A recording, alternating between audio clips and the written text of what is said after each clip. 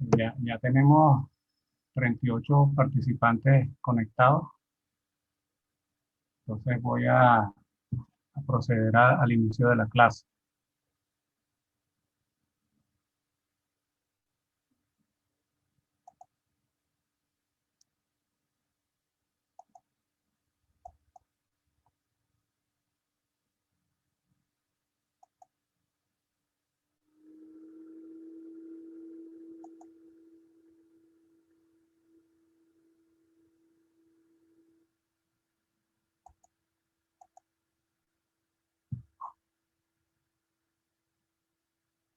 Bueno, bienvenidos a nuestra segunda clase del curso de teoría de ondas de este semestre.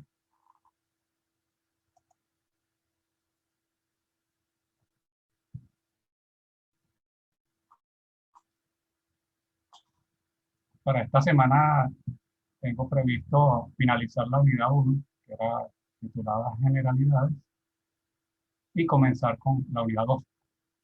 De la unidad 1 vamos a ver la ecuación de onda homogénea unidimensional, vamos a ver cómo son las soluciones, vamos a hablar de lo que son los frentes de onda y tipos de onda de acuerdo al criterio de los frentes de onda. Vamos a hablar de superposición de ondas. Les voy a hablar del principio de superposición, que es un principio no solamente utilizado con las ondas, sino que tiene una amplia utilización a nivel ingenieril y científico. Les voy a hablar también de las ondas estacionarias y una introducción muy pequeña a lo que es el análisis armónico. Si ustedes recuerdan de la semana pasada, yo les había dicho que en algunos momentos iba a alterar el orden, o sea, la secuencia de los temas de acuerdo a cómo está en el programa, y eso es evidente en esta clase. O sea, el punto 1.3, que es la clasificación de las ondas, ya lo vimos la semana pasada. Entonces, por eso del 1.2 saltamos al punto 1.4. De la unidad 2, no les quiero adelantar todavía que vamos a ver. Pongo inicio nada más. Vamos a concentrarnos en la finalización de la unidad 1.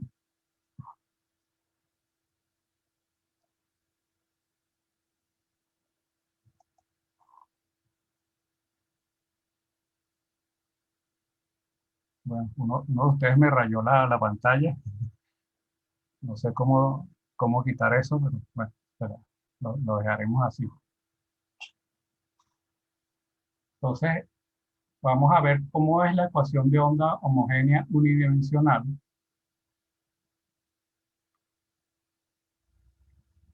Existen condiciones para que la ecuación de onda homogénea unidimensional sea la que está mostrada allí. Entonces, si el medio de propagación es lineal y homogéneo, lineal tiene que ver con que las relaciones de proporcionalidad entre los estímulos y las respuestas de los fenómenos no cambian. Y homogéneo tiene que ver con que las propiedades sean iguales en todo el volumen del material.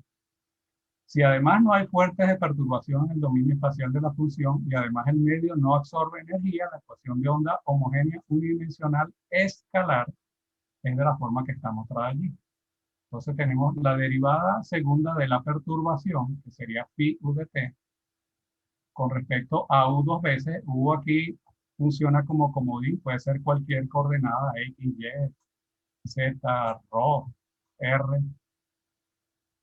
menos 1 entre b cuadrado, que b es la rapidez, por la derivada segunda de la perturbación con respecto al tiempo dos veces, igual a 0.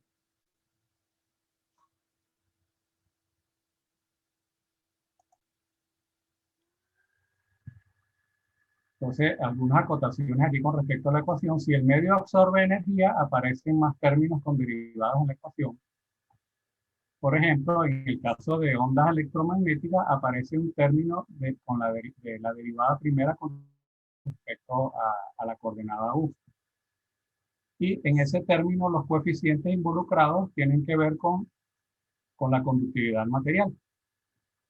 Si hay fuentes de la perturbación en el dominio espacial de la expulsión, la ecuación no queda igualada a 0, entonces no es una ecuación homogénea. O sea, el término homogéneo con respecto a lo que es la ecuación en sí, se adopta de lo que son las ecuaciones diferenciales homogéneas o no en matemáticas. Entonces, una ecuación diferencial homogénea está igualada a cero, quiere decir que no tiene, o sea, las únicas funciones involucradas es la incógnita y sus derivadas.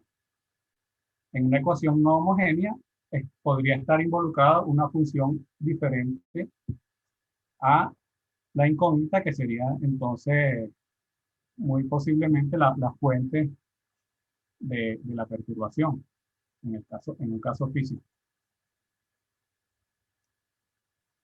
Bien, con respecto a las soluciones a la ecuación de onda homogénea unidimensional, se puede demostrar de manera sencilla. Si algunos de ustedes lo quieren hacer, simplemente lo que tienen que hacer es sustituir esta expresión en la ecuación diferencial que acabamos de ver. La forma general de la solución a la ecuación de onda unidimensional homogénea es esta que está allí. Es una función cualquiera, siempre que sea acotada, y en el argumento de la función debe estar la expresión u más b por t o 1u menos b por t.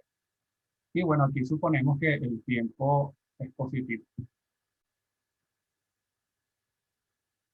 Aquí se pone que f es una función acotada que representa a la perturbación, la cual se propaga sin deformar. Entonces ahora vamos a hablar de qué se tratan los dos signos que tenemos dentro del argumento. El signo menos se asocia a una onda que viaja en dirección de U positiva. Al aumentarse T, debe aumentarse U para hallar los mismos valores de F que se tenían cuando T igual a 0.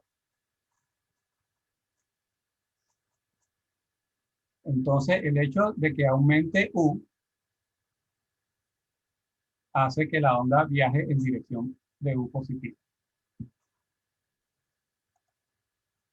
Por su parte, el signo más se asocia a una onda que viaja en dirección de U negativa. Ya que si uno aumenta T, o sea, el tiempo siempre aumenta, nunca puede disminuir. Al aumentar T, debe disminuirse U para hallar los mismos valores de F que se tenían cuando T igual a 0. Es decir, para mantener el argumento de la función igualado a una constante, si aumenta T, debe disminuirse U en este caso, y con el otro signo, con el signo menos, para mantener el argumento de la función constante, si se aumenta T, debe aumentarse U.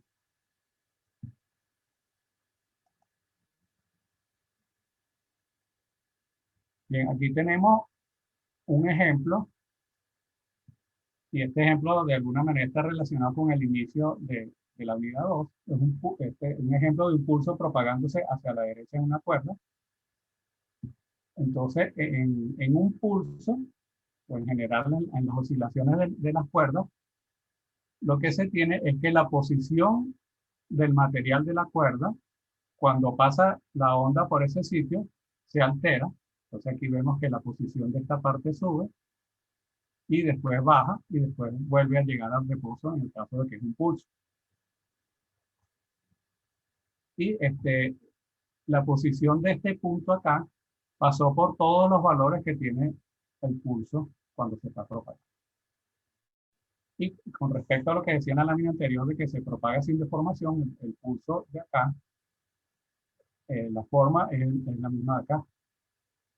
Por supuesto, esto es algo que en la vida real puede tener variaciones porque una cuerda no es perfectamente homogénea, entonces puede haber algunas variaciones. Inclusive podría haber alguna pequeña deformación del pulso por el hecho de que la cuerda no sea 100% homogénea.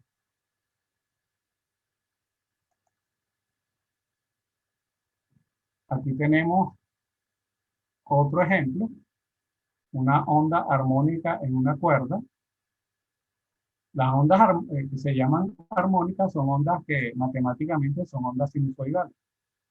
Pueden ser tanto senos como cosinos. Entonces, en el ejemplo que coloqué aquí,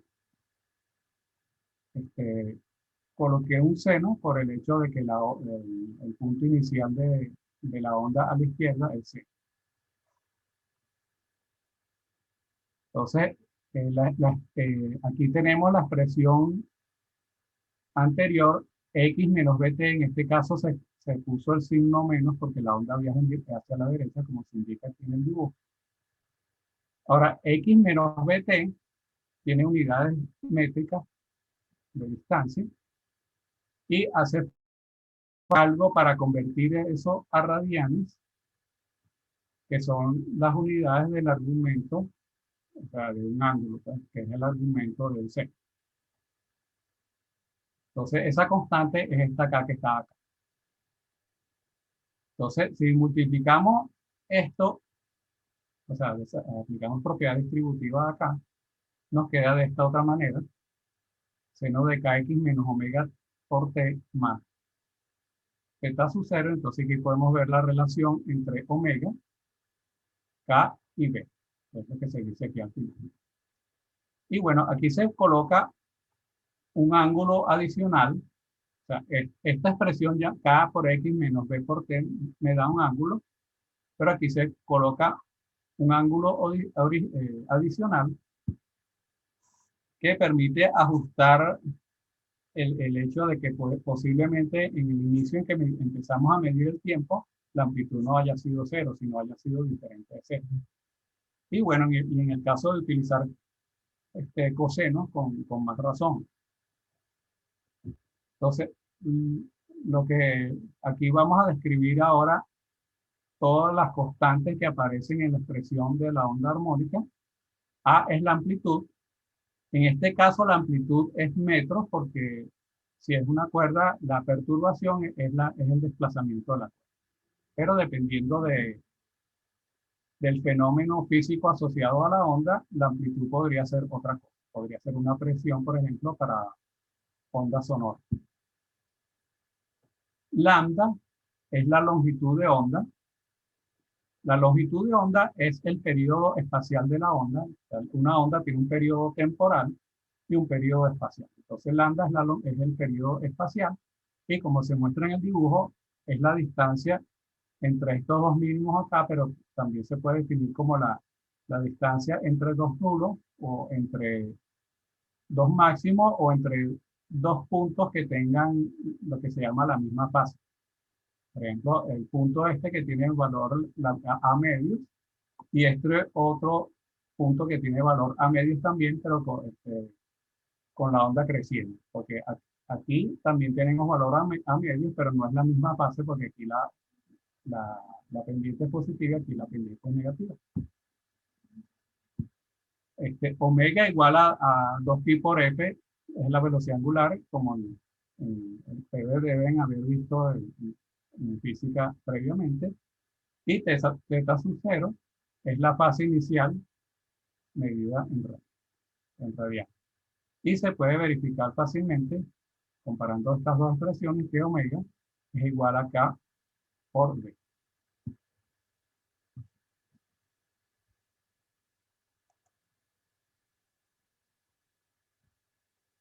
Bien, seguimos con las soluciones a la ecuación de onda homogénea unidimensional. Vamos a hablar ahora de los frentes de onda y tipos de onda.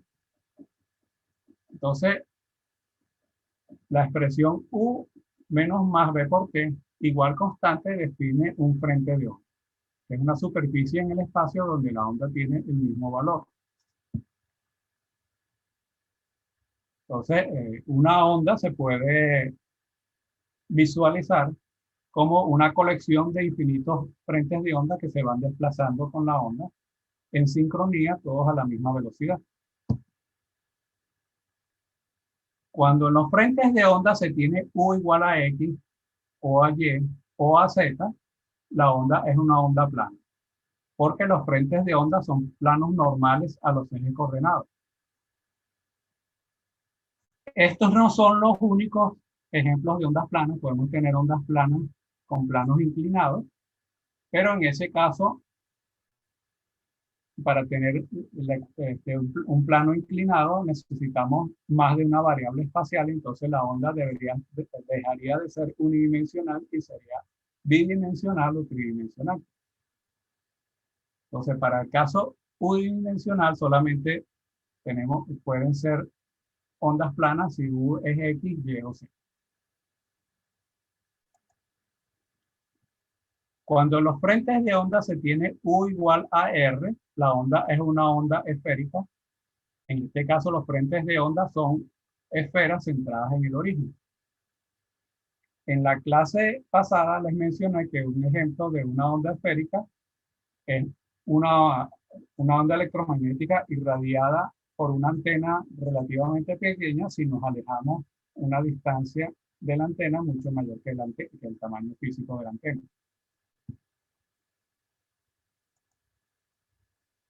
Cuando en los frentes de onda se tiene U igual a ρ, ρ en este caso es la coordenada radial, pero en coordenadas cilíndricas, la onda es una onda cilíndrica, porque los frentes de onda son cilindros cuyo eje es el eje C. En la clase pasada también les mencioné que un ejemplo de onda cilíndrica la tendríamos cuando tenemos una antena de una emisora de radio, que son relativamente grandes, pueden medir 50, 60 metros de altura, y estamos a una distancia de unos cientos de metros o pocos kilómetros de la antena, entonces la onda se percibe como una onda cilíndrica. Si nos alejamos más, de manera que vemos, aunque la antena sea de 50 metros, la vemos muy pequeña, entonces ya la onda pasaría a ser una onda esférica.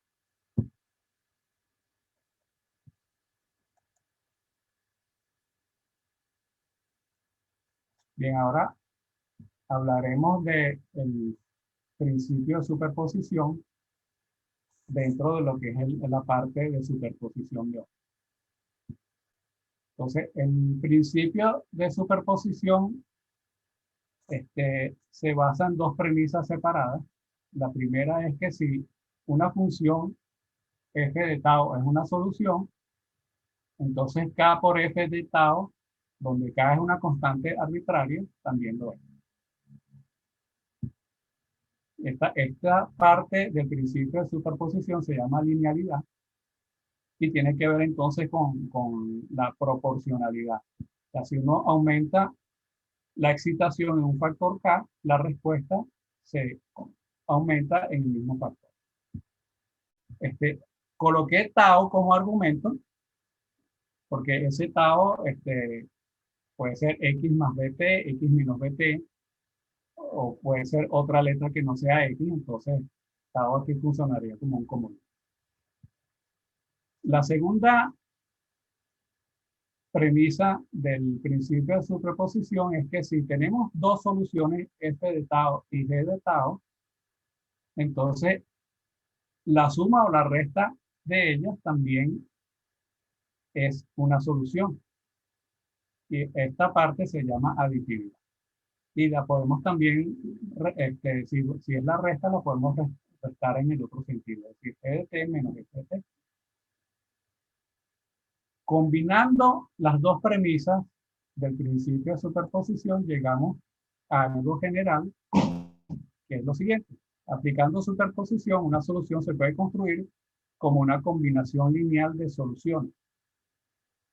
Entonces lo escribimos f de tau mayúscula igual a una sumatoria de n términos de a sub n, que son los coeficientes de la combinación lineal, por f sub n de tau, donde es cada una de las soluciones por separado.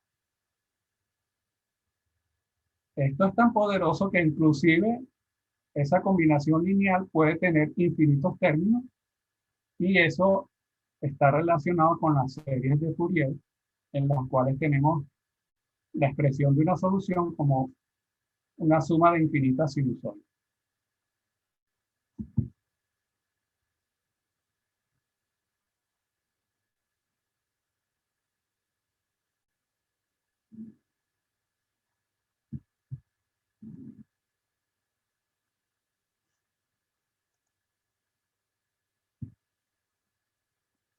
Bien, ¿cuándo se puede aplicar el principio de superposición? El principio de superposición se puede aplicar si el ente descrito, en nuestro caso las ondas, satisface una ecuación diferencial lineal y homogénea. Esto es desde el punto de vista de matemáticas. Entonces, por ejemplo, si tenemos un circuito lineal que se describe con ecuaciones diferenciales lineales y homogéneos, entonces se puede aplicar superposición. Por lo tanto, puede aplicarse a las soluciones de la ecuación de onda homogénea unidimensional que cumple con esta descripción de que es una ecuación diferencial lineal y homogénea.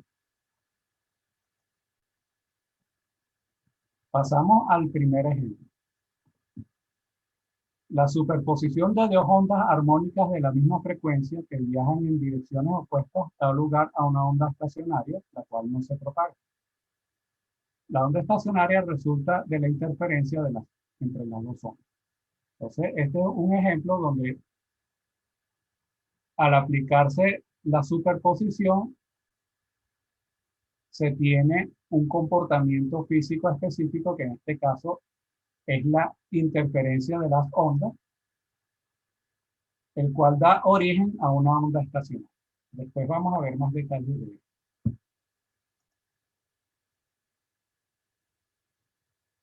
Continuando con las ondas estacionarias, aquí vemos un gráfico de ondas estacionarias en una cuerda fija en sus dos extremos. Por ejemplo, como en un instrumento musical de cuerda. Entonces, todas estas que están aquí son ondas estacionarias.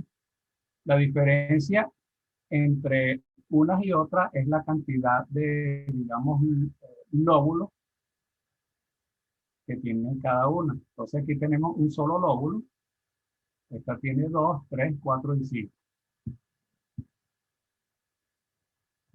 Entonces, al primer armónico en una cuerda, bueno, cada lóbulo se denomina un armónico. Al primer armónico se le denomina la fundamental y a medida que aumentamos n, entonces tenemos el segundo, el tercero, el cuarto y el quinto y aumenta en una unidad la cantidad de lóbulos. Las letras que aparecen aquí como A se refiere a los sitios en que tenemos máxima amplitud de la oscilación. Y la letra A es por antinodo. La N es donde la amplitud es nula y entonces allí tenemos nodos. Entonces, en las ondas estacionarias tenemos nodos y antinodos. Los antinodos están en el punto medio entre dos nodos consecutivos. Y bueno, aquí no está identificado, pero en los extremos de la cuerda, como están fijos, allí también hay nodos.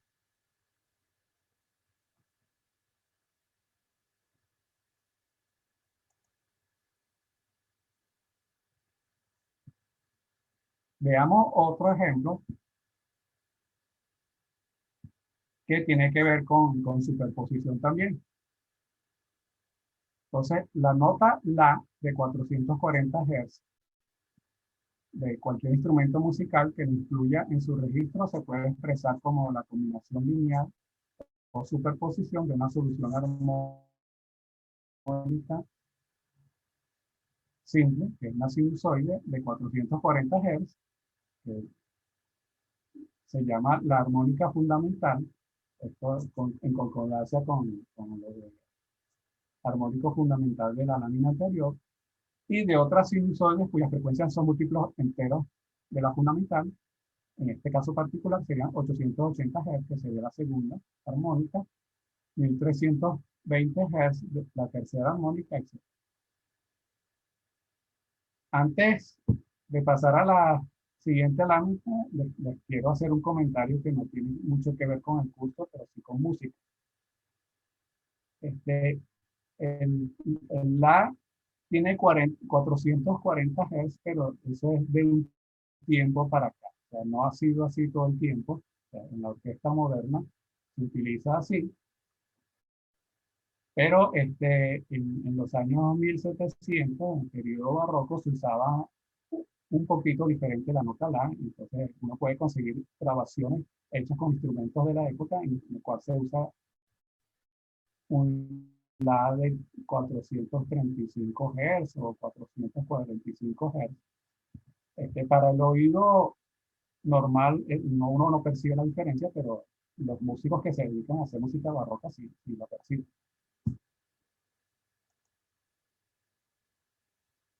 Bien, entonces, continuando con lo que estamos hablando de los armónicos, aquí tenemos una figura que muestra la forma de la onda, los armónicos y el espectro de una nota La de 880 Hz tocada en un clarinete. En el caso anterior, que se puso 440 Hz, se puso ese valor porque ese es el La que da el diapasón que se usa para afinar los instrumentos. Entonces aquí tenemos la forma de onda. Fíjense que esto no se parece en nada a una sinusoide, pero aplicando el principio de superposición combinado aplicando superposición para hacer lo que se llama el análisis armónico de esa onda. Esta onda se puede descomponer como la suma de una fundamental de 880 Hz y los armónicos que que aquí están dibujados y aquí están indicadas. En principio son infinitos armónicos. La herramienta matemática que se utiliza para hacer este análisis armónico son las series de Fourier, las cuales ustedes no han visto todavía y van a pasar algunos semestres antes de que la vean, pues esto es matemática de lo más avanzado que hay, pero por lo menos para que tengan una idea de lo que significa. La Fourier que está indicado acá,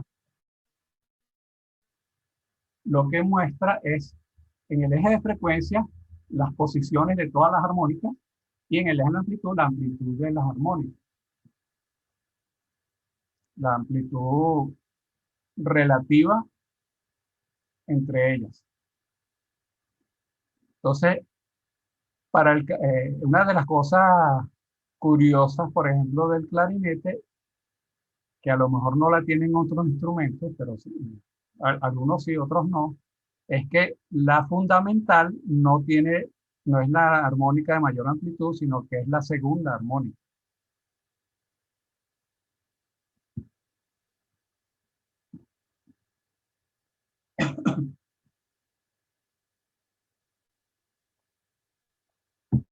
Bien, ustedes recuerdan que en la clase pasada les mencioné que el oído humano en condiciones ideales, digamos los recién nacidos, escuchan más o menos hasta 20 kHz. Entonces, fíjense, la armónica siguiente que vendría aquí, que sería el doble de 10.560 Hz, ya estaría en 21.120, ya sería inaudible para el ser humano. Entonces aquí tendríamos, aquí se están mostrando las armónicas que un ser humano puede escuchar para esta nota en particular.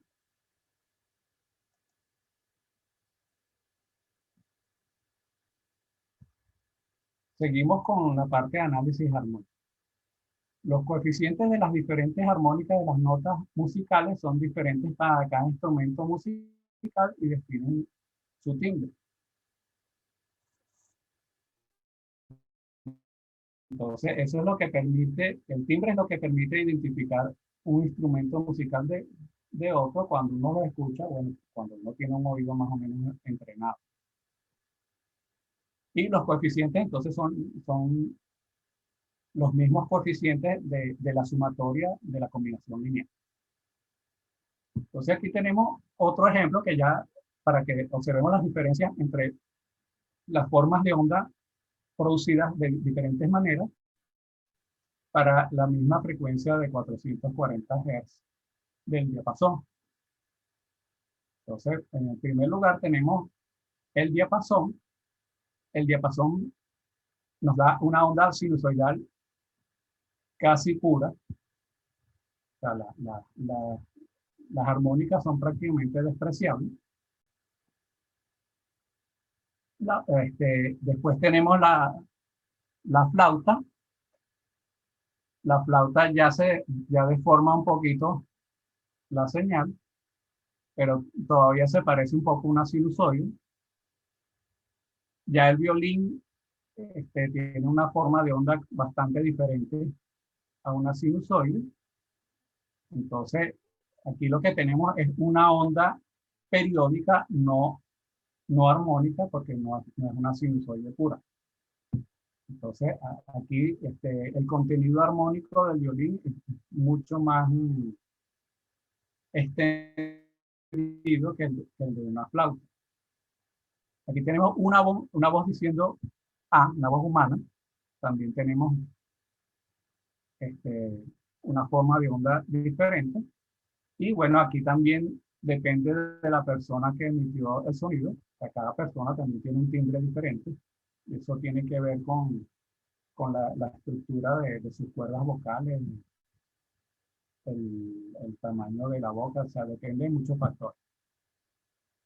Y aquí tenemos la forma de onda del clarinete, que fue lo que teníamos en la línea anterior.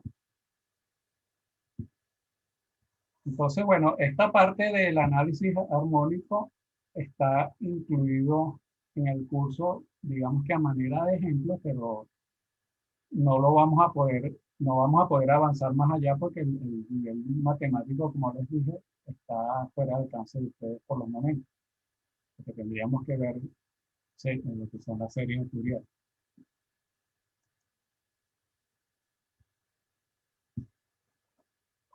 Bien, entonces,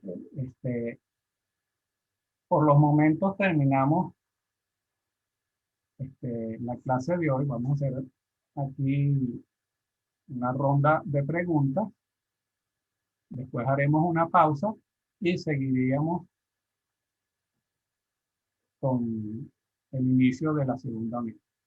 Entonces, bueno, estamos abiertos ahora a las preguntas.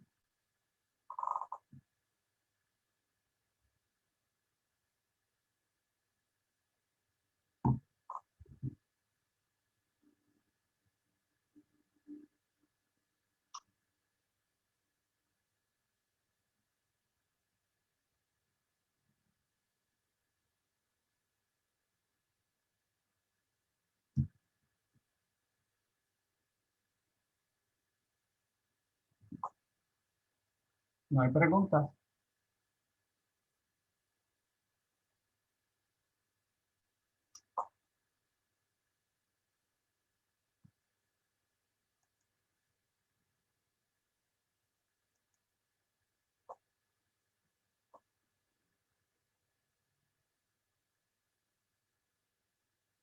¿Alguna pregunta con respecto a alguna de las láminas anteriores? No, profe, todo claro. Bien, entonces vamos a hacer una pequeña pausa en este momento de alrededor de 10 minutos y vamos con la segunda parte de la clase.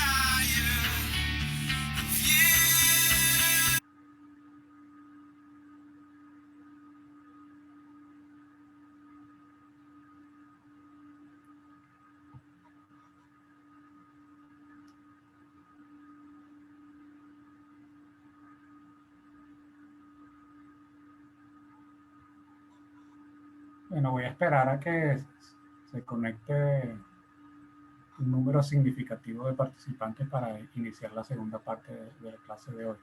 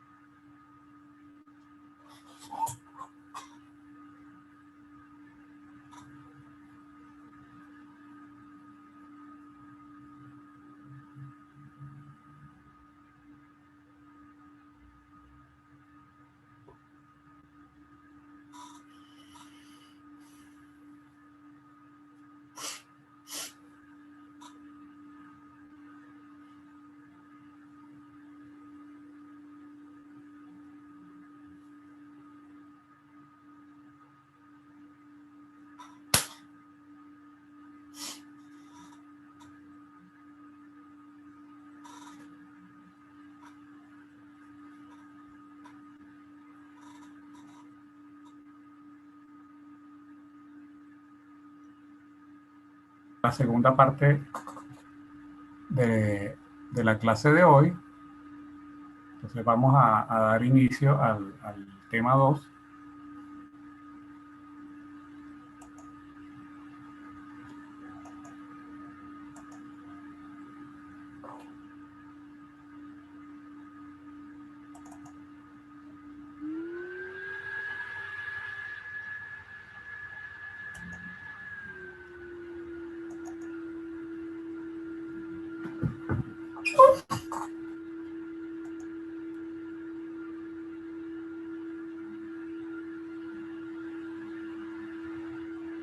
Bien, entonces aquí esto está mostrado en gris, ya lo que vimos ya en la clase de hoy. Iniciamos con la unidad 2. No les quise dar detalles ahorita porque, como dicen los jóvenes ahora, no les quiero spoilear el resto. Entonces, la unidad 2 tiene por nombre ondas mecánicas. De acuerdo Profe, con el programa. ¿Sí? disculpa, empezó la grabación. Ya va. No la comencé ya. Déjeme. Gracias por hacer la pregunta. Ok, tranquilo.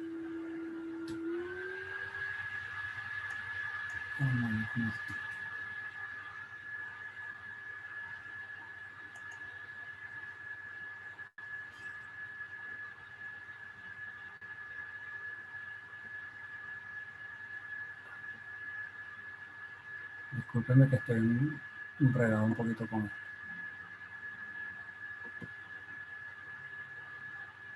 Bueno, según lo que aparece aquí arriba, sí se está grabando. No, pausar compartición.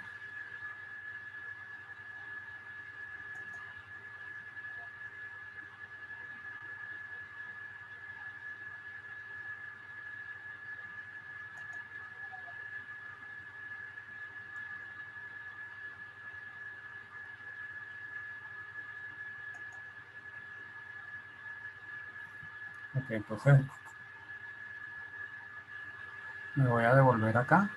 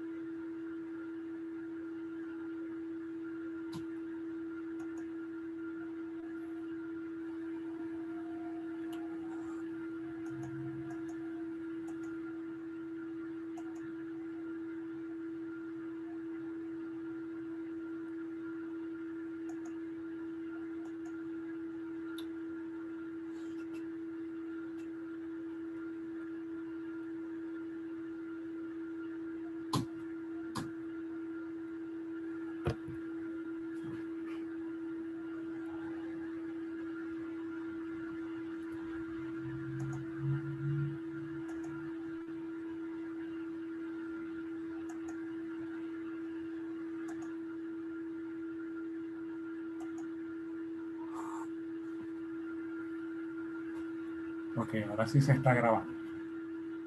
Entonces, la unidad 2, que tiene por título Ondas Mecánicas, según el programa del curso, tiene 8 partes. La primera, que es básicamente lo que vamos a ver el día de hoy, son pulsos de onda. Después tenemos ondas armónicas unidimensionales, ondas en cuerdas, superposición de ondas en cuerdas, ondas sonoras, ondas planas y esféricas, resonancia, ondas periódicas no sinusoidales, introducción al análisis armónico. Entonces, podemos ver de esta Profe, lista... creo que no está compartiendo pantalla. Ay, discúlpeme entonces.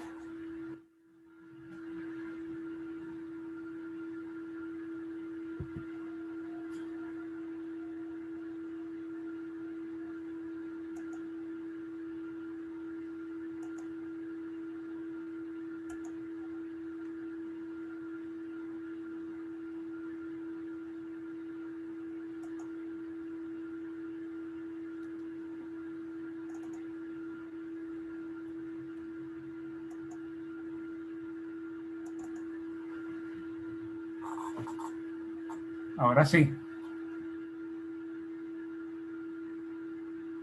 ¿Ya pueden ver la pantalla? Sí, profe.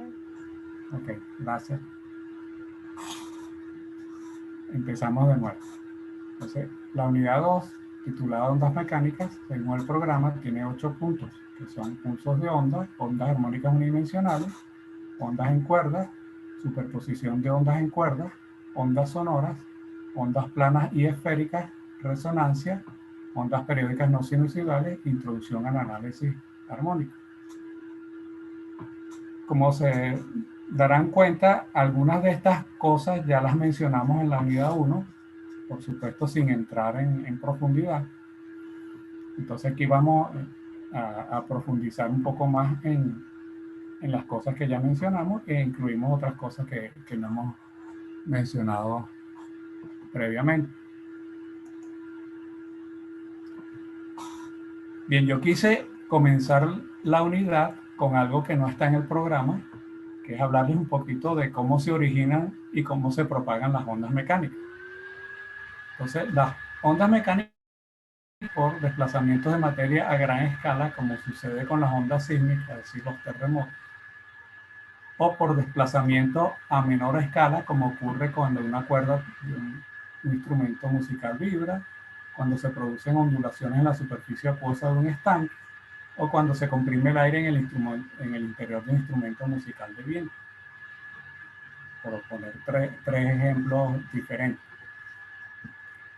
En la vida cotidiana, por supuesto, la mayoría de las ondas son ondas con desplazamientos a pequeña escala, afortunadamente, porque si no sería insufrible tener sismos a cada rato. Las ondas mecánicas siempre requieren de un medio para propagarse. Esta es una particularidad importante de tomar en cuenta, en contraste con las ondas electromagnéticas, que es la unidad 3, que no requieren un medio para propagarse. En el ejemplo de las ondas sísmicas, el medio generalmente es un sólido, la misma superficie terrestre. En los ejemplos relacionados con sonido, el medio es un gas, que es el aire, y en el ejemplo del estanque, el medio es un líquido. Hablando otra vez de las ondas sísmicas, sin embargo, también las ondas sísmicas se pueden propagar en el agua y originan los tsunamis. Otra particularidad de las ondas mecánicas es que todas son escalares. Entonces vamos a trabajar con, a lo largo de toda la unidad 2, solamente con campos escalares.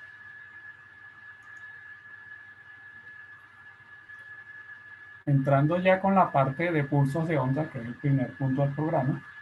Entonces, un pulso es una alteración local del estado de equilibrio de la materia que se propaga longitudinalmente y sin deformarse en cierto volumen del material.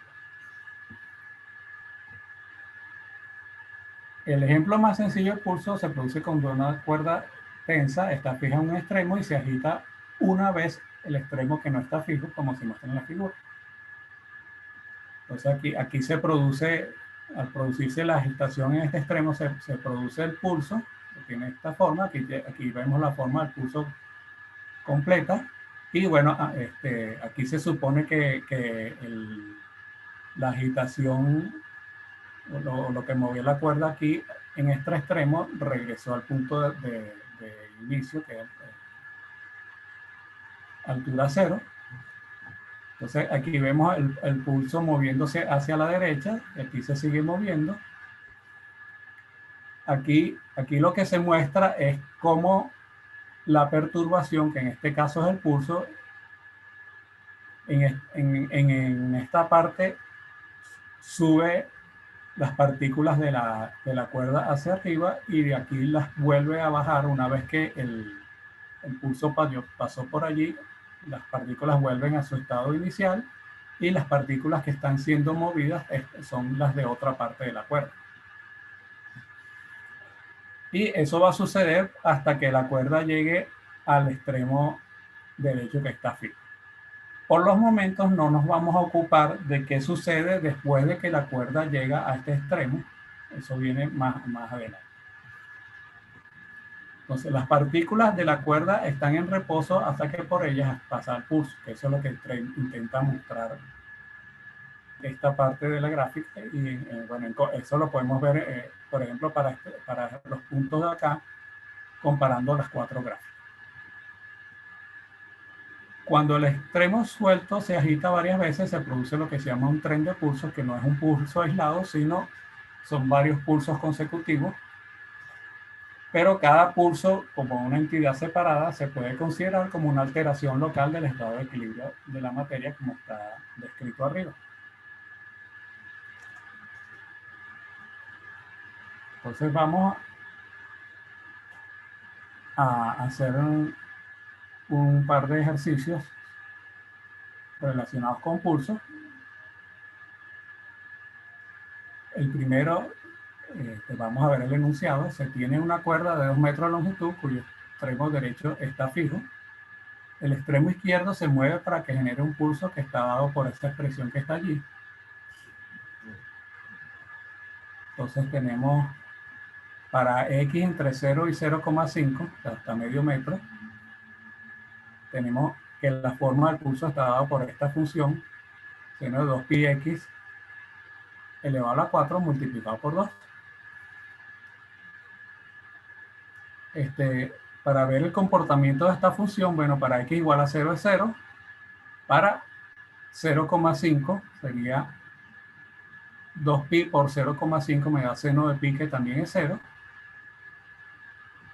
Y entonces, como el argumento varía entre 0 y pi entre los extremos de la x, en el medio, que sería para ser x igual a 0,25, tendríamos seno de pi medio, que es el máximo, que vale 1.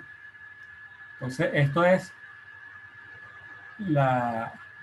un semiciclo, digamos el semiciclo positivo del seno, entre 0 y 0,5. Y al elevarlo a la cuarta, lo que se hace es deformar ese semiciclo del seno. O sea, ya no se va a ver así, sino se va a ver distinto. Después vamos a ver una gráfica. De allí en adelante, o sea, para x entre 0,5 y 2, tenemos que vale 0. O sea que la cuerda estaría en reposo. Bien, vamos a suponer que ese pulso se desplaza hacia la derecha con esta velocidad medio metro por segundo. Se pide encontrar la expresión del pulso y graficarlo para este instante de tiempo en particular, 1,6 segundos.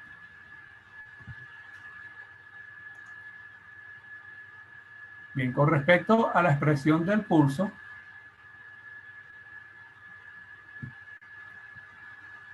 vamos a suponer que el instante cero es cuando se generó por completo este pulso que está acá. Eso toma un tiempo.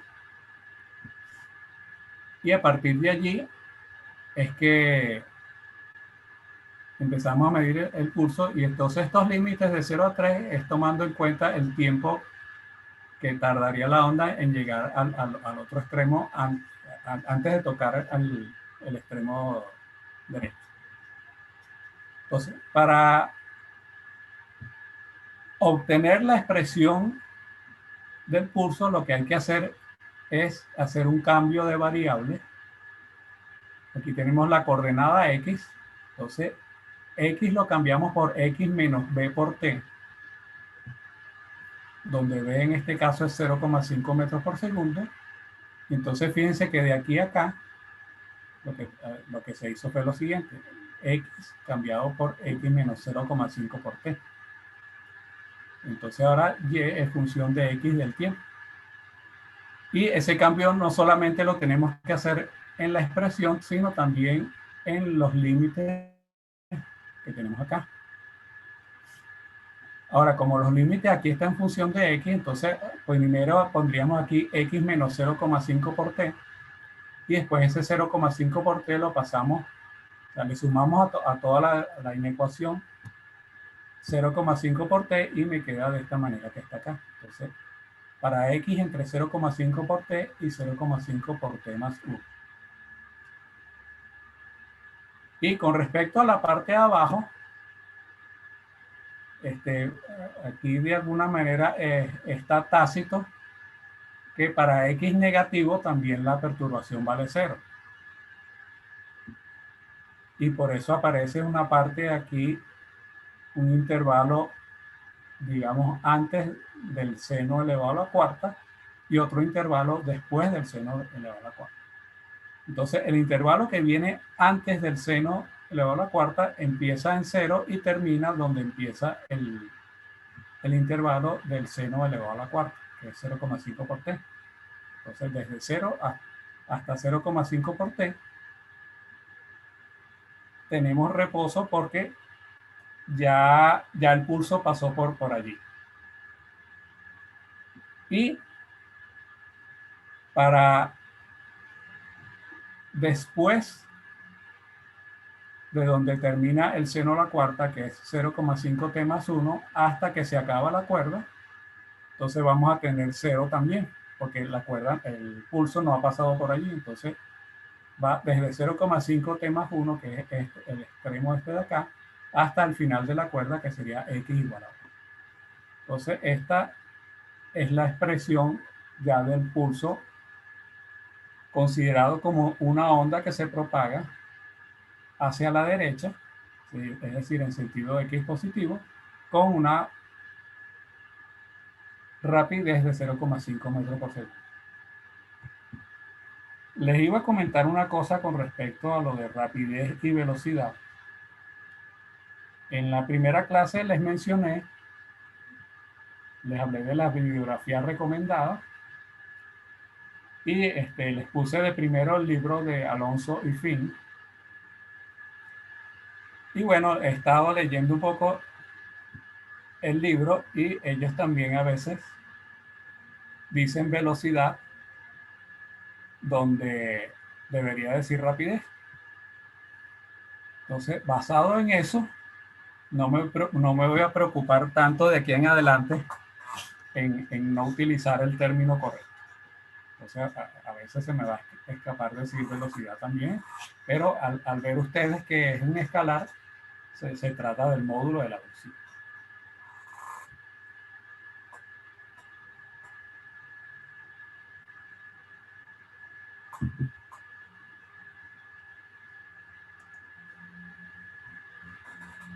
Bien, como continuación de este ejercicio, tenemos la gráfica del pulso para 1,6 segundos, para ese instante de tiempo en particular. Entonces, ¿qué es lo que hay que hacer? Bueno, simplemente evaluar en t igual a 1,6 segundos y nos queda entonces esta expresión. O sea, nos queda este seno desplazado 0,8. O sea, este 0,8 entonces es lo que se ha desplazado el extremo izquierdo del pulso en 1,6 segundos y el extremo derecho llega hasta 1,3 metros. en esos mismos 1,6 segundos. Entonces, todo lo que está entre 0 y 0,8, ya el pulso pasó por allí y tenemos amplitud 0, y todo lo que está por encima de 1,3 hasta 2 es 0 porque el pulso no ha pasado por allí todavía. Entonces, Profe, esta es una gráfica, ¿sí? una pregunta, ¿de dónde sale ese Sí. 0,8? Ese 0,8 es porque la velocidad es 0,5, entonces al multiplicar B por T, que es 1,6 por 0,5 da 0,8. ¿Quedó claro? Ok, profe. Ok.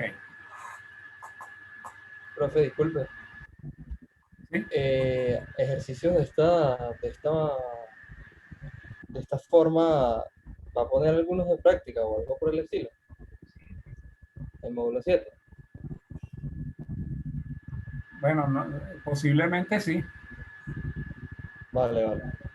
pero o sea, no serían como enunciados sin la respuesta, porque por lo menos para hacer esto me estuve hoy prácticamente toda la mañana, Ok, entiendo, gracias. porque tuve que hacer, en la gráfica la hice con Excel y tuve que ajustar la separación entre los puntos para que más o menos saliera razonablemente bien la forma del pulso. Fíjense que aquí en esta parte quedó un poco picudo, aquí debería ser un poquito más redondeado, pero eso significa que tendría que tomar todavía más puntos en esta zona, pero por la forma en que trabaja Excel, uno tiene que tomar los intervalos a lo largo, iguales a lo largo de todo el intervalo de graficación. Entonces, si quiero tener mejor resolución en esta zona, necesito poner más puntos a lo largo de todo esto. Entonces, para hacer esta gráfica tuve que usar una resolución de 0,05 metros. Entonces, de aquí a aquí ahí serían como 40, creo que son 40 puntos. Bien, voy a explorar a ver si consigo otras herramientas más amigables para efectos de hacer gráficos. Y bueno, les propongo a ustedes como ejercicio graficar el pulso para otros instantes de tiempo, para que igual a 0, 1, 2 y tal. Es una propuesta nada más como para que vayan practicando.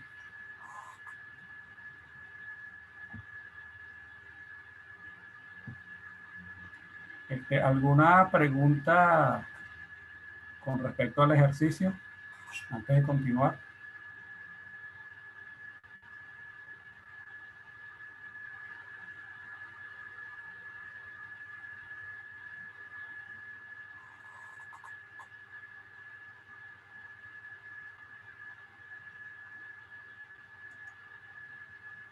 Bueno, segundo ejemplo. Tenemos otra cuerda. En este caso no especifiqué la longitud. El extremo derecho está fijo. En el extremo, en el extremo izquierdo se controla el movimiento para que la rapidez vertical sea esto que está acá.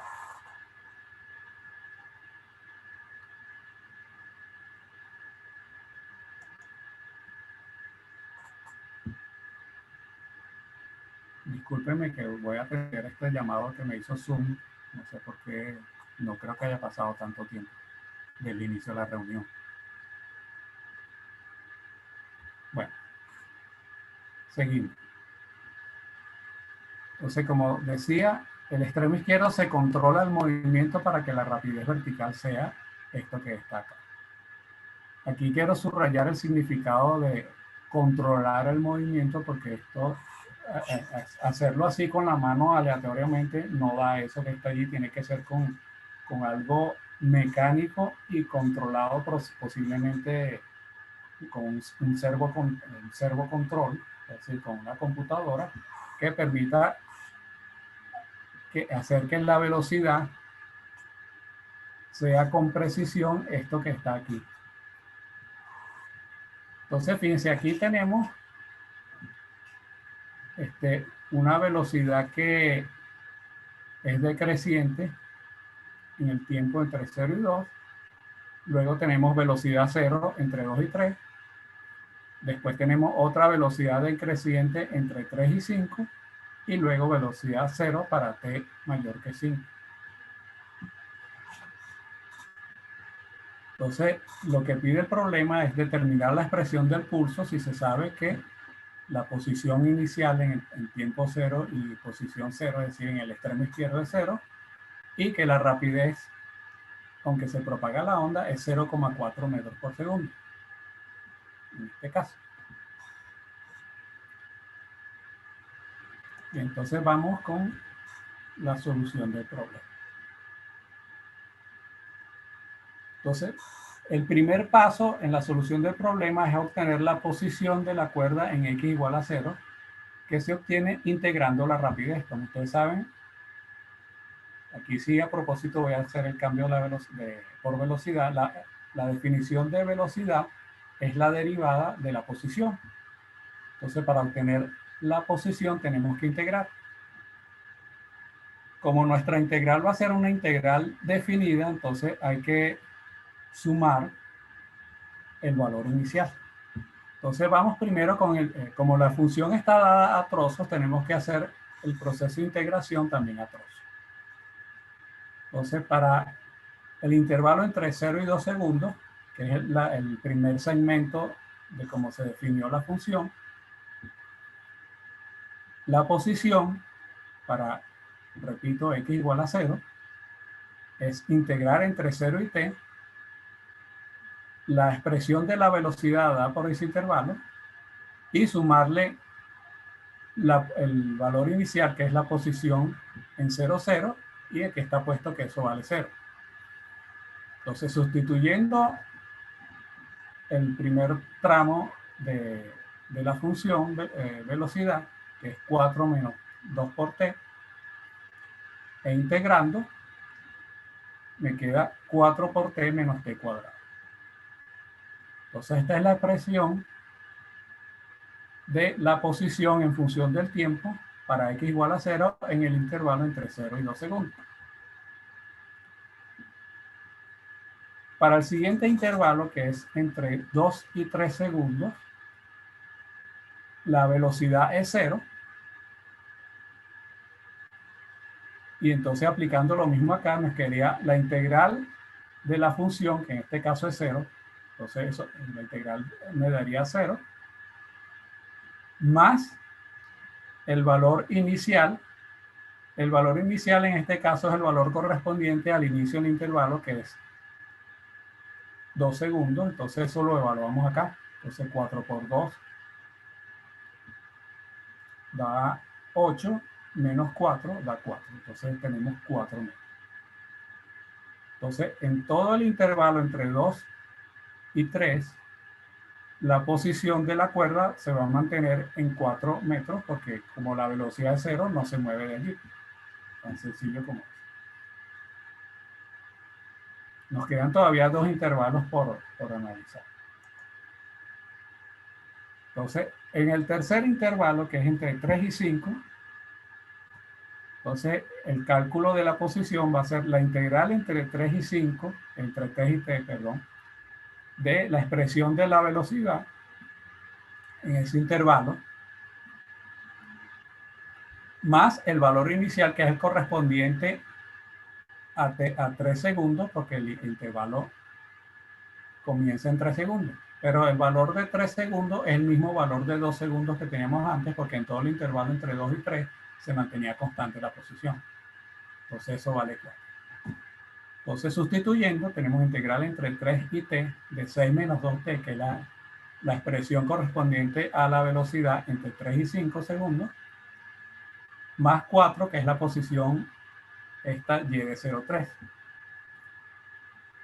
El resultado, ya después de integrar y hacer la suma con 4, me da menos 5 más 6t menos t cuadrado.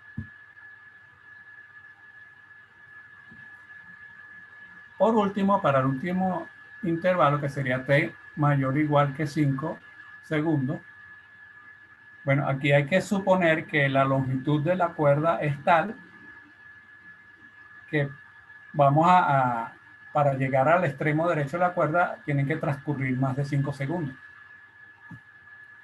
Entonces, en ese caso, el valor de la posición para t mayor que 5 segundos es el valor de la posición en 5 segundos evaluado en la expresión anterior. Entonces, evaluando 5 acá, me queda menos 5 más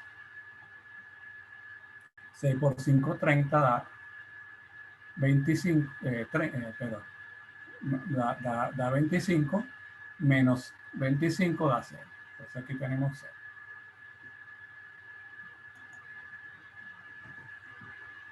Ahora viene la parte de escribir el pulso. O sea, todavía lo que teníamos en la lámina anterior es la posición en 0. O sea, mejor dicho, sí, la posición en x igual a 0, pero no la tenemos para otros valores de x. Entonces, ahora hay que hacer el cambio de variables, pero no el mismo cambio de variables que hicimos en el ejercicio 1, que era con la posición, sino ahora es con el tiempo. Entonces, ahora el tiempo lo cambiamos, reemplazamos t por t menos x entre b. El signo menos, como lo hemos visto a lo largo de toda la clase, corresponde a una onda que viaja hacia la derecha. Y como la velocidad es 0,4 y el inverso de 0,4 es 2,5, entonces me queda aquí t menos 2,5 por x. Entonces, en la expresión que teníamos para y de 0t, sustituimos, hacemos este cambio de variable y nos queda ya la expresión del pulso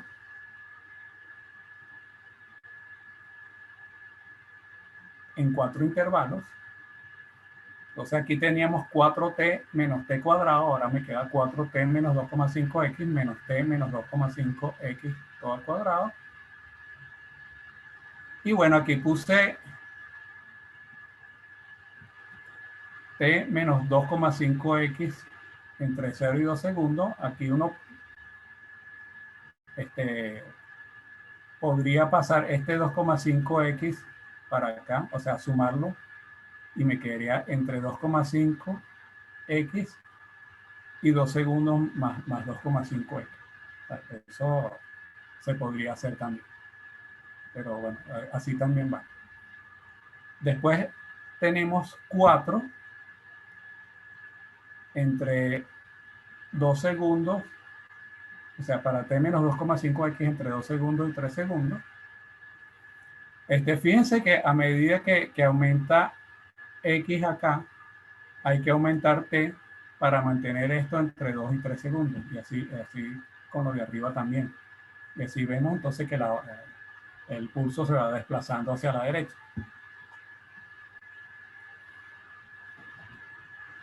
Y bueno, lo otro que podemos verificar acá es que en el extremo de 2 por acá y de 2 por acá hay continuidad, y por eso podemos poner aquí menor o igual y aquí menor o igual también. O sea, esto evaluado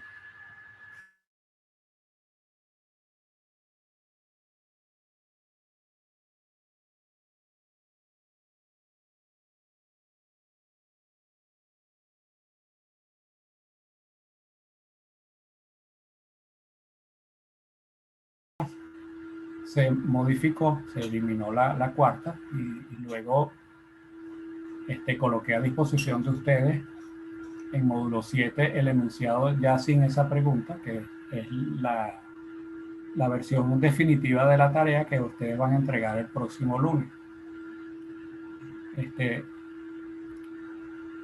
También con respecto a la realización de la tarea propiamente dicha,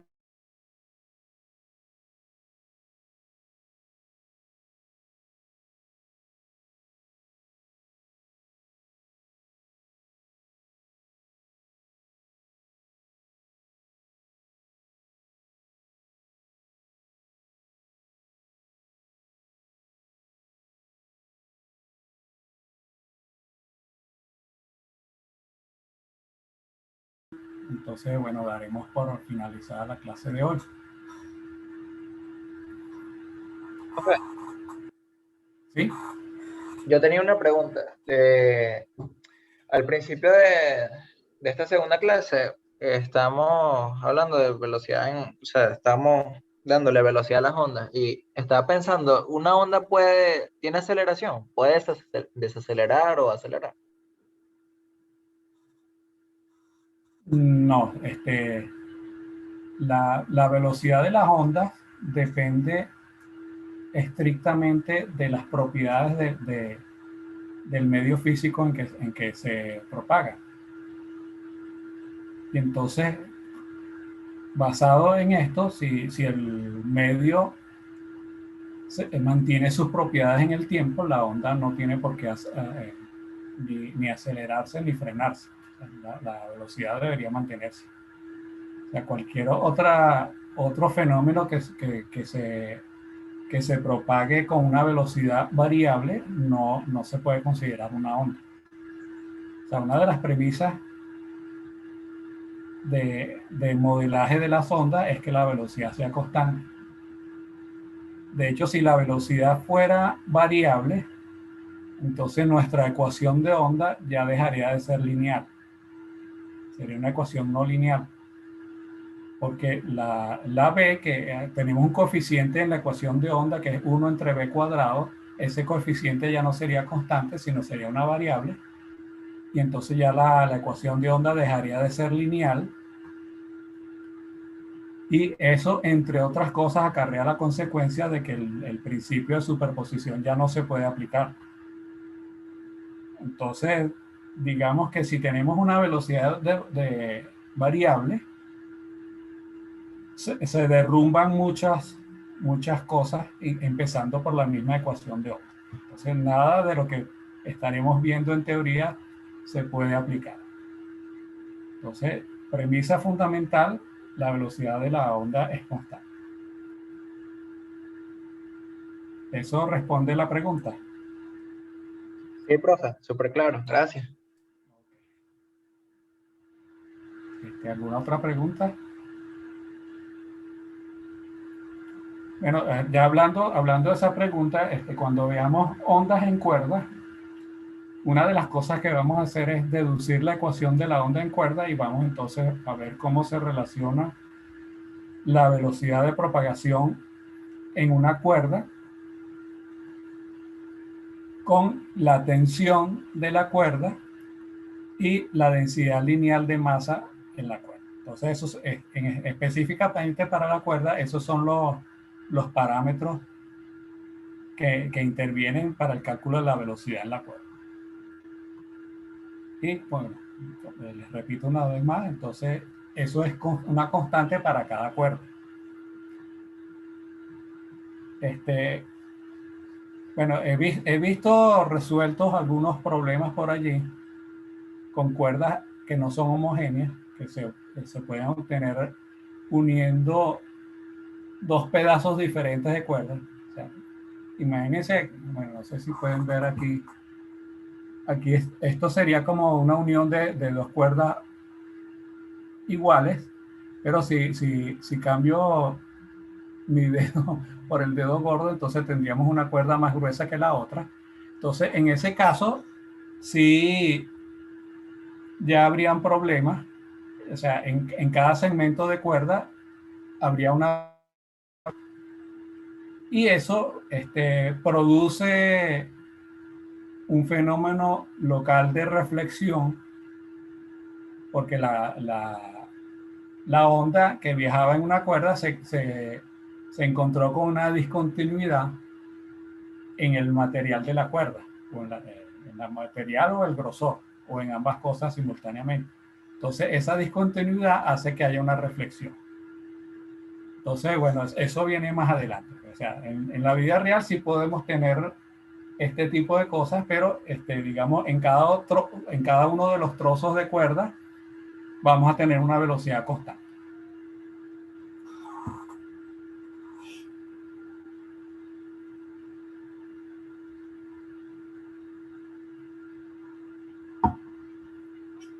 ¿Alguna otra cosa? ¿Algún comentario? Bueno, los comentarios con relación a la clase también son bienvenidos Profe, yo tengo una pregunta sobre por superposición WhatsApp. de ondas. Sí, cómo no. Cuando, Sí. cuando dos ondas se superponen es porque la misma fuente está emitiendo la misma onda, pero con diferentes signos. No necesariamente. Vamos a ver, por ejemplo, en el caso de las cuerdas, cuando la onda llega al extremo que está fijo,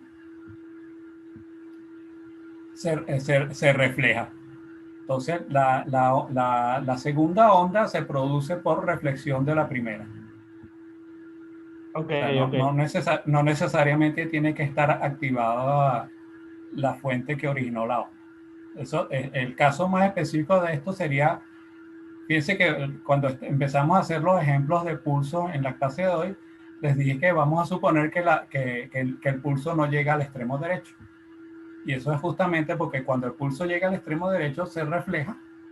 Y entonces a partir de que el pulso se refleja, entonces ya no hay una sola onda, sino hay dos y hay que analizar la superposición de ellas.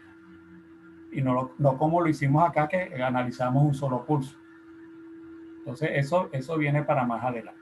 O sea, ver en qué casos se produce superposición.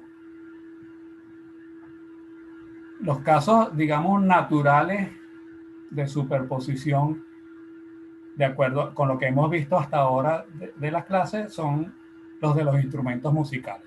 O sea, el timbre de los instrumentos se debe a que en el momento en que se originan las ondas, de manera natural, ya por la particularidad de cada instrumento, no solamente se genera una onda, sino muchas ondas simultáneamente, o sea, muchas ondas armónicas que sumadas simultáneamente generan la forma de onda particular de cada instrumento, y todo ese paquete de ondas armónicas se está propagando simultáneamente a la misma velocidad.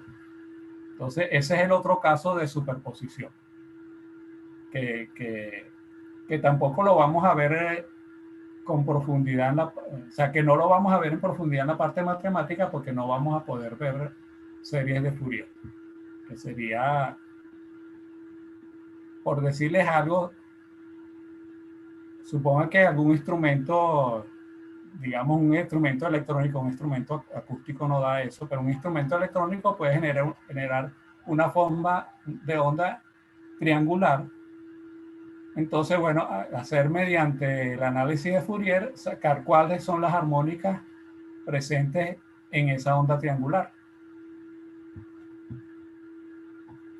Entonces, eso sí no lo vamos a ver después, porque tendría yo que darles la teoría de series de Fourier, por lo menos decirles cómo se calculan los coeficientes de las series, que son con unas integrales. Por cierto, no son unas integrales difíciles, pero digamos, no me quiero salir tanto de lo que es el programa del curso.